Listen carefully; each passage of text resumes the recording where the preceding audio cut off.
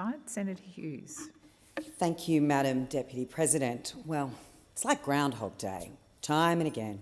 Never seen an IR scare campaign that the Labor Party can't get behind. And really, that is just what's so sad and desperate when it comes to the modern Labor Party. And I would like to support Senator Scarr in his comments. And I think this is potentially what is the most disappointing part of the modern Labor Party, is their inability to ever have a sensible discussion about reform. They are totally incapable of looking at any changes without running back to the old scare campaign tactics. But I don't know why we're surprised.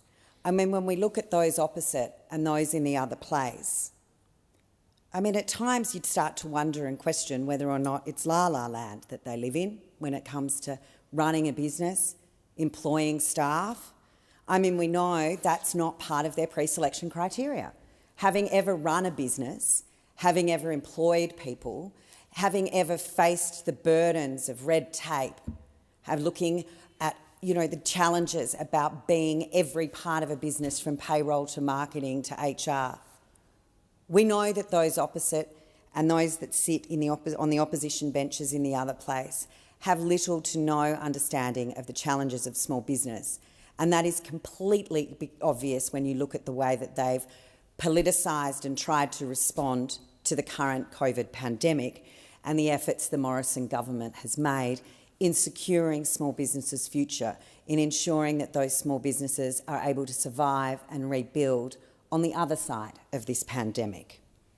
And yesterday, watching Sally McManus be the spokesperson for Labor, the spokesperson for industrial relations reform, when we know there's not an employer that Sally McManus wouldn't like to see the back of. There seems to be this disconnect when it comes down to it, that we want to talk about jobs, we want to talk about pay and conditions, but we just want to demonise all employers. There is an inability to accept from Labor that employers are the people that create jobs. Without supporting employers and ensuring their businesses can succeed, that we can cut red tape, we can make it easier for those businesses to do what they're good at, to conduct their core business, that more jobs will be created, boosting the opportunities and options for all Australian workers. But of course, options, like choice, is a dirty word for the Labor Party. Why do the Labor Party hate choice? Why do they think they are so incapable that Australian workers can make a decision? What's better for them? Is it better to receive loadings, to continue work as a casual? Is it better to move to a permanent position? But why do the Labor Party have so little faith in Australians and Australian workers that they are able to make that choice? Why do you think it's appropriate to cut casuals' wages, if that's how they choose to remain, by on average $153 a week?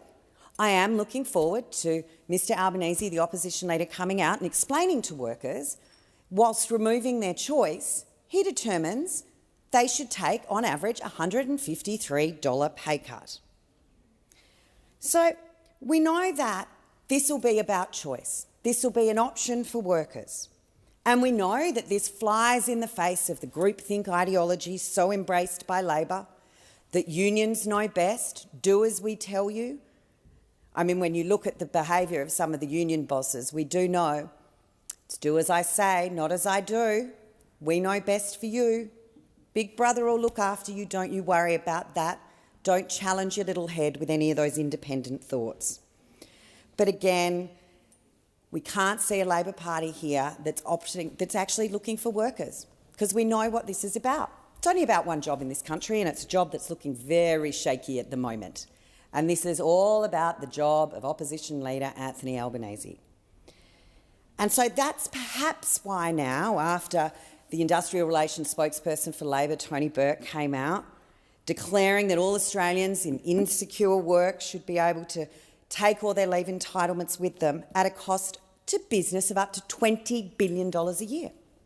But we see Mr Burke running away from that a little bit now, but perhaps that's as he's trying to remain as supportive of his neighbour, Chris Bowen as he looks to the future of his own career. Thank you, Senator Hughes. Your time has